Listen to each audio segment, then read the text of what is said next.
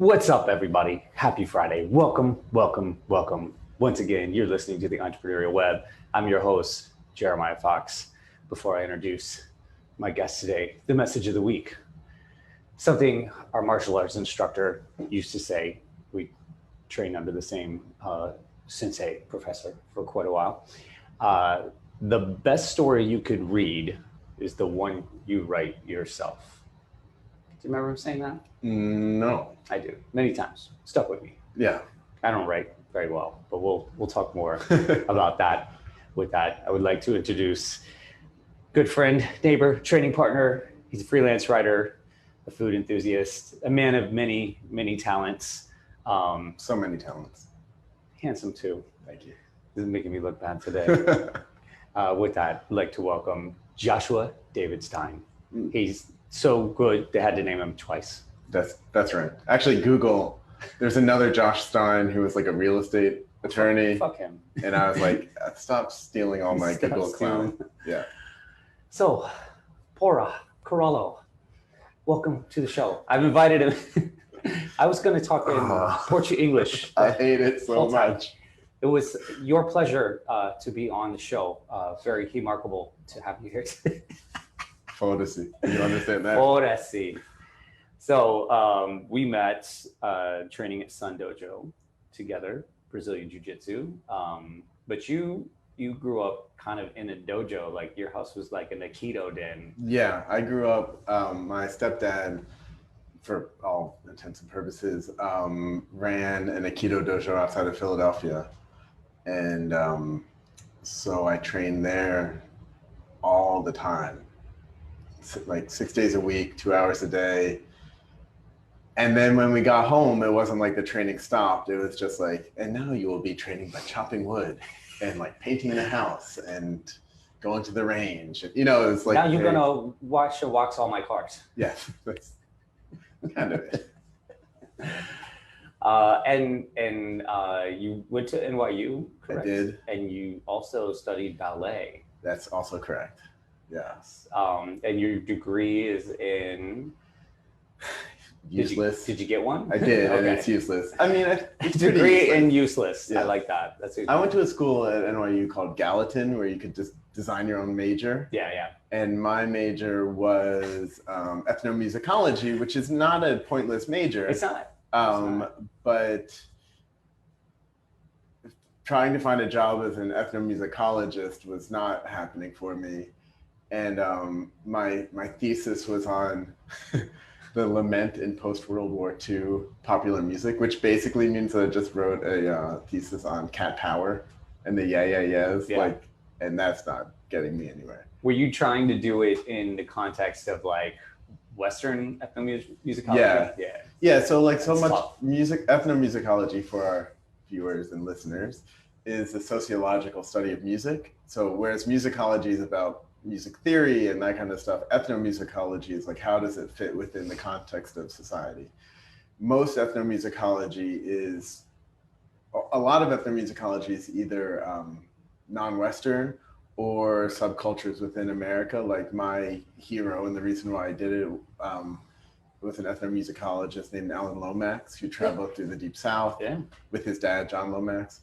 And I read a book on the Mississippi Delta Blues when I was like 16. I was like, I want to do that.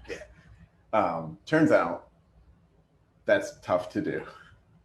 So when I graduated at NYU, I had started doing ballet at NYU while I was in college, because I don't know if anyone remembers a gym called Crunch, which I think is still around.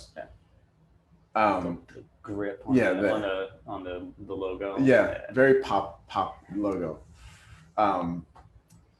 There was a ballet class called Ballet Boot Camp there. And I walked by and I fell in love with the teacher. She's like the most, like, I come from the suburbs of Philadelphia. Not to say there's not beautiful women in the suburbs of Philadelphia. There are. But she was the most beautiful person I'd ever seen, ever in my life. And I was in love. And so I started taking this ballet class with her. To try to like just win her. Yeah, to win her over. And it worked. It was a messed up it was a complicated relationship. She was 38. I was 17. This is a kids program, okay? Is it a kids program? Let's get dirty now. I had no idea this was coming, guys. This is great. All right. She was 38, you were 17. Yeah. She was she's great. We started doing ballet. You know, I had done martial arts growing up and I had wrestled and all this stuff. But then the idea to be physically active and like express yourself emotionally and it was a really tough workout, muscles that I had never used. And there's this beautiful woman there. It was like too much. And then we started going to other like actual dance classes, like outside of Crunch. And then there was a live pianist. And it's like, are you kidding? You get to work out, dance, and there's live music? Like it couldn't be better. So that's how I got into ballet. And then when I graduated school, it was either do I pursue dance? I was more also like I ended up doing more modern stuff like with Streb and like acrobatic stuff, partially because I don't have great arches, which is like quite important when you're doing ballet. It was kind of between doing that or I'd gotten an internship at Harpers magazine. And it was like, do I see myself in 10 years as a writer or trying to make it as a dancer? And I chose being. And how did that come about? How did you end up just doing like an internship at Harpers? Yeah. My friend Carmel is an artist and was going to Cooper Union. NYU and Cooper Union are right next to each other. Cooper was free at the time. And so like all the kids who got into Cooper were like the smart, like they were the best at whatever art, basically. Very hard to get into. One time I went to Carmel's house for some holiday and her family is quite illustrious. Her dad is an architect, Moshe Safdie, and her mom is good friends with Samantha Power, who later went on to become she wrote a book called A Problem from Hell, America in the Age of Genocide, which I think won a Pulitzer, won a bunch of prizes. Later, she went on to become under Obama, the US ambassador to the UN. She was like, she's fucking dope. Yeah. She's like, cool. She's awesome. She's a family friend. Basically, she was working on a book and she said, do you want to help me research it? And I was like, yes. So I helped her research that. And that was at a moment where if you dropped like, yeah, I worked with Samantha Power. Yeah. It's like, yes, you got this. Little currency. Yeah. Also, just to note, a place of tremendous privilege to be able to have a non-paid internship for 6 months. Like I wouldn't have been able to do that if I didn't have support from my family. So I'm not taking that in any way for granted. So I wanted to note that. Nice. So yeah, and then that kind of was then I got sucked up. And then studying, like attempting to be an ethnomusicologist, you do a lot of writing as well. Yeah, NYU was interesting because it kind of offers as good an education or as bad an education as you want. Like it's not guaranteed you'll learn anything. And for the most part, I feel like I just developed contacts with people. Like I've been in New York for 20 years. A lot of those people have gone on to do wonderful things and I know them and they know me. And that's been very helpful. In terms of like academic rigor, it wasn't there. Yeah. But there was this one track that you could get sucked up in, which is called expository writing, which is basically nonfiction essays and that kind of thing. So I had taken that class the entire time I was in college. So I graduated already thinking that I wanted to, knowing I was good with words and kind of wanting to get into that. Very cool. But initially I very much wanted to be like hard news, political science, that kind of thing. Pretty soon I realized that like my tastes in terms of a lifestyle don't match my income level. And I like eating out at restaurants. I like drinking. I like traveling. I like all of Now we're getting into the dirt. Oh, it's true. And I was like, well, if I want to be able to do any of this, I need to subsidize. I need to write and get it paid. And someone else needs to pay for this because I can't pay for this. So I ended up writing about food and travel and like luxury lifestyle. And good move. Yeah. I mean, I think when I'm on my deathbed and the question is like, did you do anything meaningful? It'll be like, meh. I went to Belize a bunch of times. I mean, we're only 10 minutes in, and there's a lot there. Yeah, great. We could spend the rest of the time unpacking it. There's a lot there. I actually wanted to do a PhD. I was considering doing a PhD in ethnomusicology. Oh, really? Because I've got an undergrad and a master's in performance. Yeah. And in percussion. And, there's a lot. But I was going to go back to Brazil and go back to the favelas and try to remember that stuff. Jesus. My brother's going to love this. It should be noted that my ex-wife is Brazilian, so I also he actually speaks Portuguese. Portuguese. I speak Portuguese English. So it's very frustrating to hear. But I was considering definitely South America or West Africa. The thing though is like in terms of a career, it's mostly like academia. Yeah. And those jobs are really hard to get. And what I found studying it at NYU, they didn't have it on undergrad, but they do have it on a graduate level. And so I was taking a bunch of graduate level ethnomusicology classes. And I don't think I care about anything that much. They get so into it, and it's like, who gives a fuck? Like, really, I don't care. Well, I like your angle. Like, I was thinking too, I wanted to study, South American and Caribbean and African music, but just to tie it back in to, American ethnic music, like the way that Lomaxes did back in the day. I studied them a lot, when I was in school and listened to a lot of those recordings. But kind of like a more contemporary version, especially like all the offshoots of how, blues and jazz turned into all these other things. Yeah. I think it would be an interesting topic. I think. But I feel like that would be into it. It's a lot of work. It's a lot of work, and I feel like I feel happy that I've become a journalist and a writer more because I'm not writing obviously academic papers, but I am trying to write in a way that's engaging on the subject matter that a broad audience will want to read.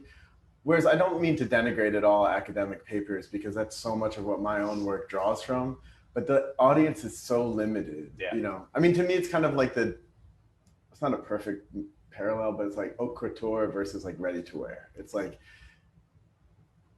haute couture is like the ideal, I guess, model and the source of a lot of inspiration, but very closed off and almost like exclusive. Most people can't afford or even understand it on that level, but it filters down into like more popular expressions. So like, yeah, I'm happy to write about, I don't love writing about music anymore, but like,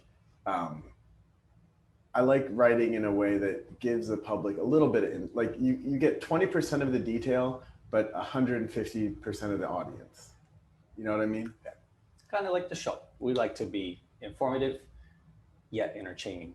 We like to entertain everyone. So. Informative, yet superficial. Jeremiah Fox story. And total misappropriation, but I don't give a fuck. All right, we got to take our first break. Everybody hang tight. We'll be right back. Bora. Nice saying like that. Well, you can do better. I still got to send you this guy's stuff because he's was hilarious. Welcome back, everybody. Again, you're listening to the Entrepreneurial Web. I'm your host, Jeremiah Fox, just antagonizing my guest today, dear friend, training partner, and freelance writer, Joshua David Stein. So nice little background on how you meandered, from ethnomusicology to ballet to working for a magazine. Yes. What was the hustle like? Have you always been freelance, or did you ever have you worked you had a job at a spot as a writer? Yeah, I mean, for a long time I was an editor. So I was on the masthead. I thought that was the path I wanted to take. Like as a writer / editor, you kind of have to choose. I was a senior editor at Departures, which is a luxury lifestyle magazine. Well, first of all, my big break, if you want to call it that, which... Have you made it? Yeah, I've made it. I've made it. I have made it, I think. I spend my day doing what I want to do, and I get, But I worked for a website called Gawker when I was quite young, when I was like in my 20s, 22, 23. And this was like at the height of Gawker's. Gawker is like was a media website in Manhattan. Can they see us? They can see us. Gawker was a media website in Manhattan that later grew to be. I mean, the people that are watching can see us. I know. So if they're just listening, they can't see us. They can imagine. I got a job as an editor. At first, I ran a travel website, and then I got a job as an editor for this website called Gawker, which was like quite feared and quite powerful at the time. And it was run by this guy, Nick Denton. Much later, it was destroyed by Hulk Hogan and Peter Thiel in like a very litigious conflagration. But at the time, it was like, if you were an editor at Gawker, you were like feared and powerful. And it was this huge ego trip, to be honest, which like, I think fucked me later on. Like feared by who? Like we would do like the guys on the street, or no, like media. It was very focused on media stuff. Like that guy we saw on 30th Street. Yeah, that guy. I was like, hey, don't you know I worked for Gawker 10 years ago? Yo, every time I walk down that block now, I'm like this, like hands out, like shoulders back. Ready. I'm just like, want to make a move? I started actually doing it to people. I run up and just scream in their face. Well, they did it to me. So I worked for this website, and that parlayed into like a bunch of other on-staff positions. I would say I reached the peak. I was the editor-in-chief of this magazine called Black Book, which is like a arts and culture magazine. But also at the time that I was becoming an editor, so many print publications were folding. This was like 2000, I don't know, like 9 to like 15 or something. I was in that world. So I really was like hopscotching from failing publication to failing publication. And then that was just because of the rise of digital. Rise of digital, those models weren't working. It was bloated, like for a ton of reasons. Mm-hmm. But yeah, online I think was a big part of it. I started my career online. Then I thought to make it, I had to make it in print. I had to make it in print. I made it in print just as print was pretty much ending. And there's been a lot of evolution since then, but that was kind of the story. Then I have 2 sons who are 7 and 9. And then I felt like I needed a real grown-up job. So I started taking jobs that were high paying, but I didn't really love, like at startups. And I worked for Time Inc. For a while on the advertising side as a creative director. Oh, fun. And yeah, I mean, well, that was the last, oh no, then I took another job for 2 years actually, at Fatherly. I was the editor at large. Oh, right, yes. Meanwhile, I was trying to hustle on the side to keep my freelance career going because I knew ultimately I wanted to make that jump. Mm-hmm. And so I felt like I was ramping up this one train and trying to ramp up a train on a parallel track so I could jump and have minimal disruption. Nice metaphor. I've thought about that a lot. That was good. Because it was kind of hard for a while, and there's a lot of like personal costs, to be honest, to have a full-time job and be doing this freelance thing. It's like, well, where's family? Where are these other things in your life? I finally made it. Like I finally made that jump, but you know, it was rough. I was overextended for years and years, you know. And what year was that when you finally kind of crossed over to the dark side? You know, all freelance or corporate? All freelance. Like 2 years ago. 2 weeks ago? Yeah, I'm looking for a job if anyone knows anything. He's going to be washing dishes in my restaurant tonight. What changed for me is that I started, I realized that I was a restaurant critic for a long time and I was doing all this freelance stuff. Well, I wanted to know how you got into like the food scene because you've done some pretty big stuff in terms of food. Yeah. Like chilling with Bourdain and stuff like that, right? Yeah, that's all true. True. But we'll get to that. But like basically I realized I reached the cap of how much I could make kind of. There's no way I was going to make more per word or per piece. I could always do more, but it wasn't viable really in terms of my life. So I kind of made the transition to doing books, which it's a longer timeline. Like almost a 2-year timeline, a much bigger payout per project, but you have fewer projects, of course. But it kind of ladders up to a more sustainable lifestyle with like, if I have 3 or 4 of those projects a year, I can do it. Supplemented as well by writing what I want to write, as opposed to writing what I need to write. When I was at Gawker, I did a series of videos. I wrote about food for Gawker, restaurants. I started out as a restaurant guy, like restaurant and nightlife. And I did a video called The Grid Skipper Guide to Soho. It was like a David Attenborough riff where I would go to these different neighborhoods. And Tony Bourdain reached out, and he's like, oh, because that was sold as a No Reservations, which was on at the time, had bought pre and post roll for that. So like it was in his orbit. Oh, okay. So he saw the video and he reached out to me and he's like, this is great. I was like, fucking Tony Bourdain. Like, what? This is awesome. That's when you made it. I felt like it was very sweet of him to reach out, and he had no reason to. He had no reason to, of course. But then he was like, you should come meet my production company, ZPC 0.0, which I did. And I'm friends with friends. They're probably not watching. Business friends. Like we don't hang out. Popular show. What are you trying to say? Chris Collins is probably not watching it. We're like work friends, and we've known each other for a long time. Chris, if you're watching, call in. Call in the studio. Give this guy some help. But yeah, so then that's how I got to know Tony. And then there was a program called Mind of a Chef or something with Dave Chang. Yeah, it was on Netflix. Yeah. Mind of a Chef. Mind of a Chef, yeah. That's also ZPC, I think. Okay. So at one point I was writing for Eater, which is a restaurant website.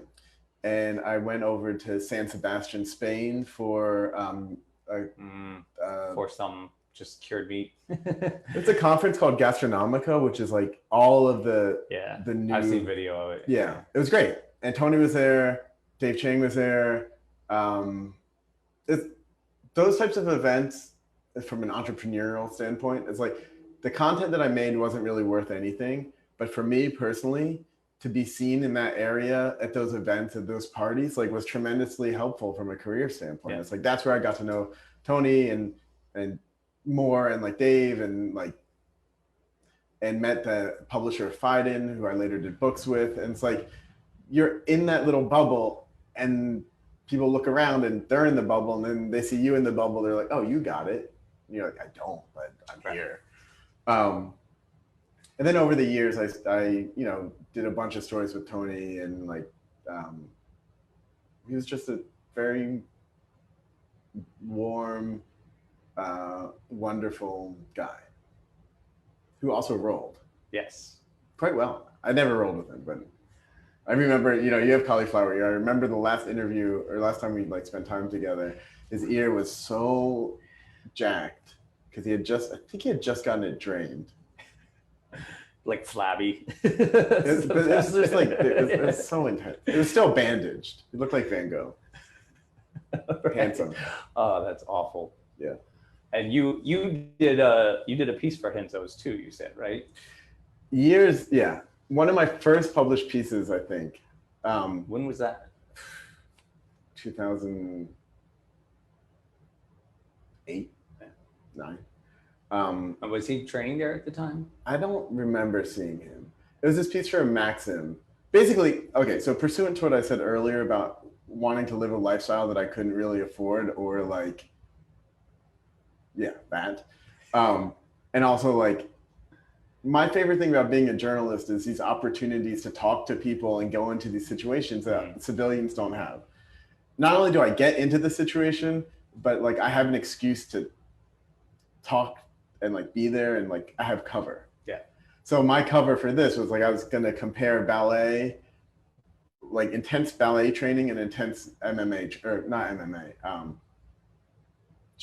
I guess it was MMA because I did Muay Thai too. Muay Thai, yeah. I didn't combine those, but I didn't know enough at the time. Anyway, that's the first jiu-jitsu I'd ever done. And so I spent 2 weeks training ballet 3 hours a day, and then 2 weeks doing Henzo's 2 hours a day. For me, it was a lot. And I remember the first day, and this, like, as you know from having trained with me, this has always stayed with me. Like, I didn't know, you do a gi beginner class, and no one comes out and tells you like you can't slam someone. Like, you don't know. I didn't know. I know where this is going. Yeah, just the fact that like there was some other poor white belt, and I was in I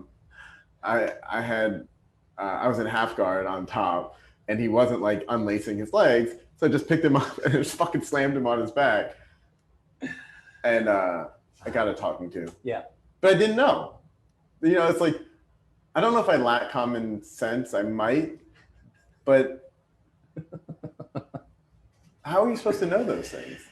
That was my big thing about like. It's never crossed my mind. I don't know. Really? Yeah, I've never been like, I could just slam this guy right now. I always just thought like, there's another way to dismember him. Oh no, for me, it's there's like, a nicer way. Yeah. To get this person to capitulate. See, I'm glad we're transitioning into I think it's BJJ. Let's do this. Okay, let's take a break, yeah. and when we come back, we're going to talk about jiu-jitsu. So hang tight, everybody. We'll be right back. Oh, God. Okay, everybody, welcome back. It was time now to talk about the jiu-jitsu. Corallo. Okay. Pick up where you. This is my question. This is something that I've always struggled with in terms of jiu-jitsu, or like any combat sports, really, but really jiu-jitsu, because of where we trained. I think, like, to me, yeah, slamming someone is to me. I don't think about it as like nice or not nice. So if he had done it to me, I don't think I would have been upset. And I didn't have any like bad intention when I did it to him whatsoever. I find that like generally when I roll, I never have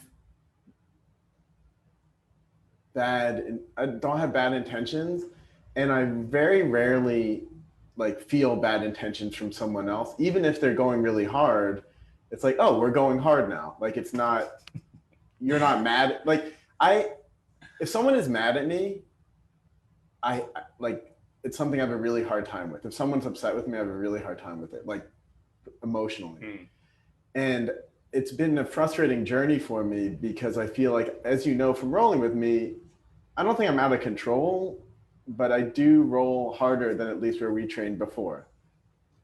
And I found it really tough to deal with that. Like, I think I pissed people off, and it's like, to me, it didn't make sense because I felt like, oh, we're just rolling, like maybe it's that I don't pick up on the cues that they're giving while rolling, but it's like, oh, you're going to go hard, I'm going to go hard. Or even like, oh, like I don't know, like I never have bad intentions rolling. I never want to hurt anyone. I'm so kind of like friendly, but when we're rolling, it's like, yeah, I like using my weight. I like using my strength and all this stuff.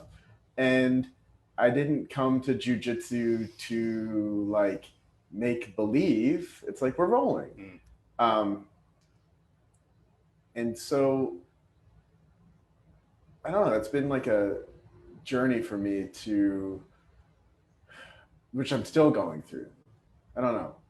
I mean, I think the core and the essence of martial arts in general, yeah, in particular jiu-jitsu, is to go deep inside yourself and like really assess behaviors. Most of what we do is habit. It's like 90% of what we do is habit. So you get to really see that because it shows up.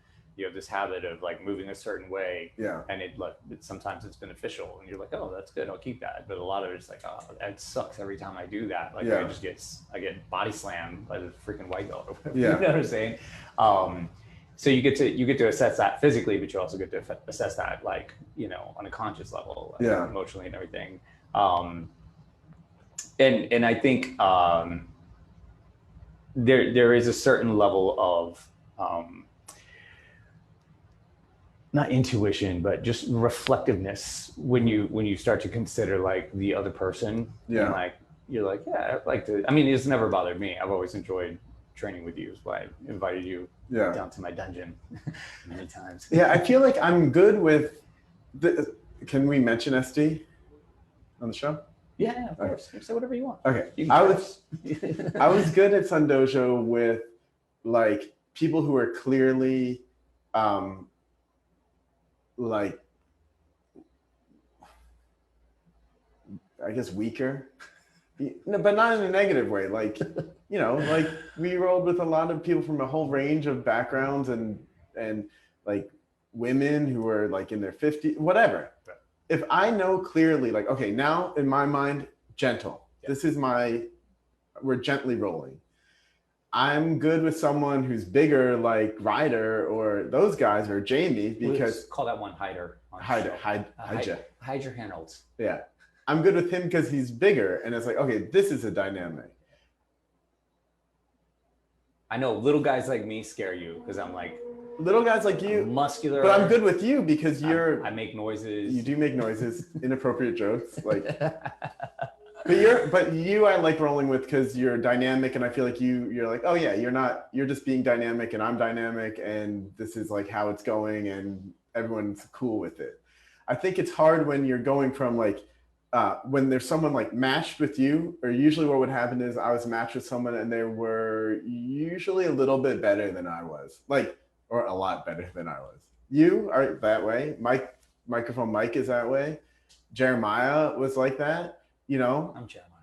I mean, Jeremy. Oh, you don't even remember my name. Jamie, come on. I love your show.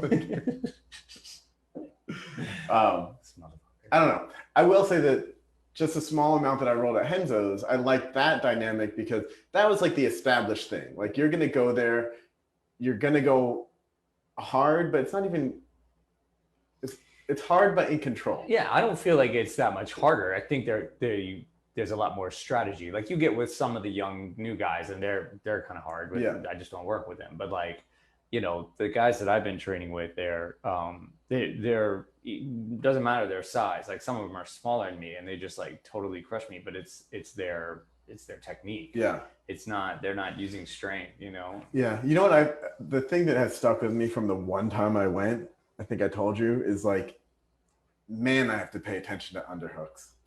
Like I was like, oh yeah, okay. Like I'm not gonna. It's like then I'm just like on my back. Exactly. It's like, this again. We're here again. So that was. Well, once they do that to you like 1,000 times, then you pay attention to the underhook. You're like, you know. There's one guy. This one feeling I had. There's this one wrestler guy who's a little older, but like jacked and clearly had been a wrestler, and he was just a feeling of like feeling his body like. Just put me down again, and it was like, oh yeah, underhook. I wish I had fucking underhooks right now. Yeah. I don't know. I would say that like the physical, I get a lot of joy out of jiu-jitsu and rolling. What I get joy out of is that flow, like that rolling flow. I get a lot of joy tinged with like fear, I guess, that I enjoy sitting with not in a macho way, but like, how am I going to measure up to these guys? Mm-hmm. And it's been the biggest challenge for me has been that emotional, like social aspect. Like it's very important to me that I don't come across like an asshole. Like I don't want to cause any pain. I don't want to be an asshole to anyone. So when I do things that I don't see that I'm being an asshole and I'm clearly getting feedback that people are upset with me, it's been a real like, trying to figure out how to deal with that, how to make amends. Like, actually the biggest thing that I think Sandojo taught me, and even rolling with you in like an informal way, is in my mind, this something I struggle with all the time is like, is this right or wrong? Everything, like, is there an external right and an external wrong? Are there rules that I don't know that I'm breaking? And so often that's to the detriment, sort of. I rely on that because I don't have a real good gauge of like, how do I feel? Like, how does it feel to do it? So trying to realize like, oh, there are some unwritten rules, but also like, trust yourself, trust how you feel, trust in being open to other people, how they're responding, you know? Like, when I fucked up Tim's arm, he's like, "You fucking idiot."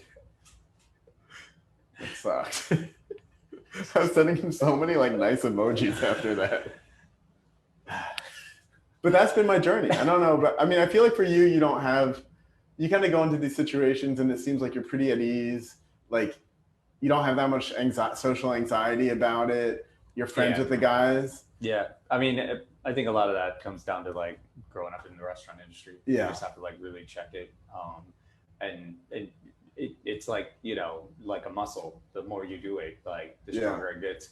So I have a pretty decent ability, I think, to just like turn emotions off and not stress everything that's happening, like especially like when it happens. Just be able to be like kind of put a lid on everything, sleep on it, reassess later. The other thing I was going to say about it, I think it really just depends on the culture of the place that you're in, whether it's a martial arts school, your workplace, like wherever, like kind of whatever is being emphasized there is like the value system will dictate that. So you'll go to other places where they would say to you, "Oh, you was not bowling hard enough. You always have to be like a heel man and come at me." A heel man, like heel hooks. Yeah. Exactly. And so there you would be on the other side of the spectrum where you're like, now I'm not fulfilling, you know, and then you got to deal with that emotional contact. So, you know, it's all about like finding the spot that you feel the most appropriate at and home at. And you know, somebody like me, I can kind of do that anywhere. Like I was very comfortable at Sun Dojo and I liked, you know, Professor Carroll and I would talk about that ability to oscillate between training partners, like you said. You know, I work with you, and then next I'm working with like a 50-year-old woman that's like, you know, 95 pounds, and then like next I got Tim, and you know, and just being able to be in that moment and adjust to each one, which is it's not easy. It's certainly not easy. It's a skill that like I'd say most don't have, and you just have to work at it really, really hard. Something that I loved about the pandemic, though, I mean, it's terrible and like I know that sounds terrible, but like, oh boy. That so many of my interactions, like I started rolling with you on a personal, non-structured way in the basement. And then I started going up to Birdman's at Indian Larry's, and that was, you had a mat fee. I'm supposed to talk about that. Oh yeah, you're right. It's over. But it's over, yeah. And that was also like so casual and like they weren't friends, but it was like we're all equal. Now I box with this guy, Mitch. He's a trainer, but I hold pads for him and he holds pads for me. And it's like, there's no exchange of money. It's just like, we're just doing it as people. Yeah. And I love, so much of my life has kind of become like there's no external structures to it. Yeah. And it's been so rich, you know, in that way. You know, and Birdman talked about it, that there was even a saturation, you know, in jiu-jitsu, and now it feels a lot more like it did in the early days, like in the 90s when things were just starting off and people just there was a lot more like self-accountability and just more commitment, because what you saw during the pandemic was that, you know, the only people that stuck with it were the people that were just like, I am 100% committed to this. Like for me, it was like, I couldn't imagine life without it. And when it was like, well, you could die, I was like, well, I'll check my chances. You know, like, I'm gonna die anyways, but like it was almost like I'd rather not live than without jiu-jitsu. It's just like I need it in my fucking life, man. Like every day, like you know, no matter how like awful I'm feeling, if I get a session in, I'm just alive again. Like no sleep, whatever, it doesn't matter. Like a broken toe. I'm like, there's a lot of joy in it, I have to say. Yeah, it's amazing. All right, one more break. We'll be right back, everybody, and pick back up with this and its implications into professional life. Oh, yeah. Great. Yeah, so hang tight. We'll be right back. Alrighty, last set. Let's make it our best. Okay. Gonna wrap this puppy up. So for me, training, even before the pandemic, particularly before getting like that kind of framework and, you know, concepts of commitment and, you know, fortitude, perseverance, that like got me through some tough patches before the pandemic, but 100% got me through the pandemic in terms of, you know, professional life, my business persona. Can you comment to the same for you? Has it helped you in some ways professionally? I think the biggest thing I've gotten from jiu-jitsu, not just on the mat, and not just professionally, but personally, but all of these, was Professor Carroll talked about the jiu-jitsu spiral, that there's never an end.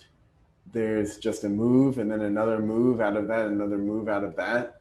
Basically, not backing yourself. It's not a matter really of not backing yourself into a corner. It's seeing the opportunities from wherever you are. And obviously the pandemic has been tough for everyone, and for me. I mean, what did it do to the writing scene? Well, I was very lucky that I had already transitioned to doing mostly books. When the pandemic first hit, there were a lot of assignments. I had a lot of assignments because you were writing about the end of like this shutting down and this shutting down, or like sex work going online, or this restaurant closing, or whatever. So there's a lot of content about the pandemic itself. After a certain point, people got tired of hearing about like shutdown stories. Terrible, right? And then it's like, well, now what are you going to write about? But luckily, I had signed up enough book projects that I was finishing up those, and that kind of like kept me busy through the year. But the way that this idea of the jiu-jitsu spiral, I think, works for me professionally is on a meta level in terms of broad shifts in my career path, from restaurant critic to cookbook author, children's book author, now doing all this other stuff. Is like, I know that whatever I'm doing in 5 years isn't going to look like what I'm doing now, and that's fine with me. I have faith that I will find my way. There's going to be the next move, and the next move. But how it works in a micro level is, when you're writing, I'm a writer, or I'm a co-author, sometimes an author, sometimes an editor, but now mostly those two, author and co-author. And there are all of these roadblocks that are put up. Roadblocks is not the right term. These challenges you face, whether it's... What's a booby traps? It's like, well, an editor will say, we don't like this, or a co-author will say, well, we don't like this structure, or you'll be in a negotiation with an agent and there's a contract which doesn't work for you. And that is, that's like rolling. And so if you hold on to your position too long, or if you're grasping at it, then you back yourself into a corner. And the idea of always like letting yourself work from where you are into a better position, or a different position, or maybe you're not going to get to the end position now, but maybe if you go, maybe if you can just find some movement somewhere, you'll have faith that it'll keep on rolling. And higher percentage of success. Yeah. And I think like that has been, I remember when Professor Carroll said that, or like exposed us to this concept of the spiral. And I still have not really gained mastery of it on the mat, but I've gotten a lot better off the mat. Yeah, when you body slam somebody, that's kind of the end of the spiral. I will say that so I don't know if I feel like you're very dynamic. You mentioned that Hensos, they were like, don't accept positions, suboptimal positions. I feel like one of my strengths as a judoka is like, I'm pretty comfortable being uncomfortable in whether it's like a submission attempt, or like, okay, well, I'm back in, like, this is where I am. This is not great, but it's not the end of the road. And that's by far the biggest thing I've gotten out of jiu-jitsu. Nice. That's great. It reminds me of, are you familiar with Simon Sinek?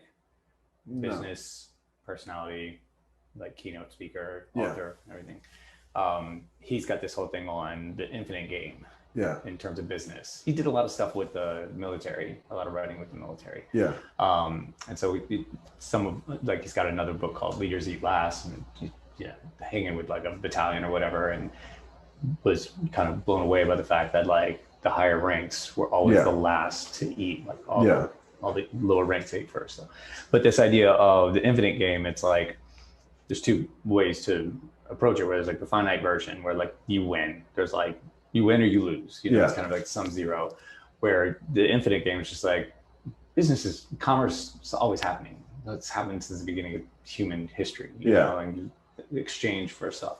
Like it's not going anywhere. So like you can either stay in it somehow. Yeah. Like doesn't matter. Like you have to kind of adjust your gauge for what you consider success at times. So like take a pandemic, for example. Yeah. You know, nobody saw that coming, but like you saw a lot of people extract themselves out and they won't go back, you know, because it's just too much. Or you can just like adjust, like you're talking, you know, and just find a vantage point to like increase your odds, even if it's just a little bit. It's never like I won, you know, there's no submission and like they tap and like, then, you know, it's just endless roll. Yeah, it's just the spiral. You're always in it. And I kind of learned about the two around the same time. Yeah.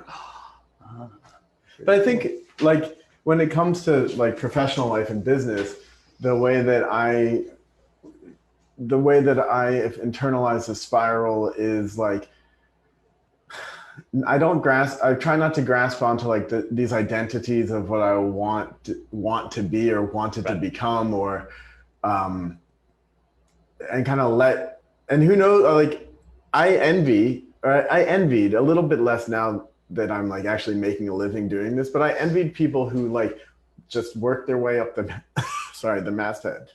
You know, like they had their path. Can't be coughing on the show, man. Post-COVID. And where it's like, I look back at my narrative and like, it doesn't make any sense. Yeah.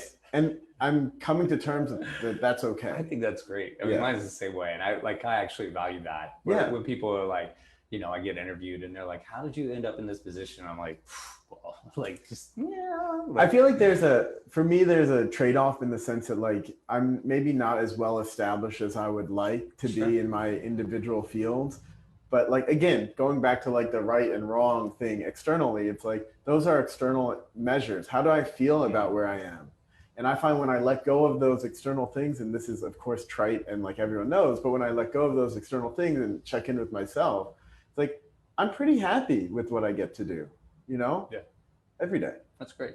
That's a great way to end.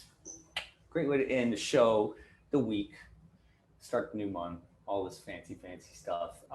If people want to check out your stuff, learn more about you, where's the best place? They can't. JoshuaDavidStein.com. Or just Google me. That's why I have 3 names, so I can be Googled. He's like, just Google me. He's that fucking confident. But it's true. And the first thing is gonna be an article about a guy getting body slammed in Enzo's bio. Yeah, by some like freelance journalist. Right. Like, this motherfucker. I've had back problems for years. Right? Don't worry, I'll get him back. Mm-hmm. Well, thank you so much. Thank you, Jeremiah. Awesome. I've invited him on the show several times. He finally took me up on it. That's how famous he is and feels so privileged. Jeremiah's version of inviting is like, yo, you around on Friday? I don't know what you're, maybe? What do you want? He's like, are we trading? And I'm like, no. Well, I'm glad we finally got it together. And hopefully we get to do it again sometimes. Yes. So, you know, Pora, Corello. God, never gonna forget this one. Gonna remember this show. Do you know this Parde and Sheme Osaku? No. Means stop breaking my balls. Never. Yeah. Never. Yes. Can't do it. All right. Everybody, have a great weekend. We'll see you next week. Peace.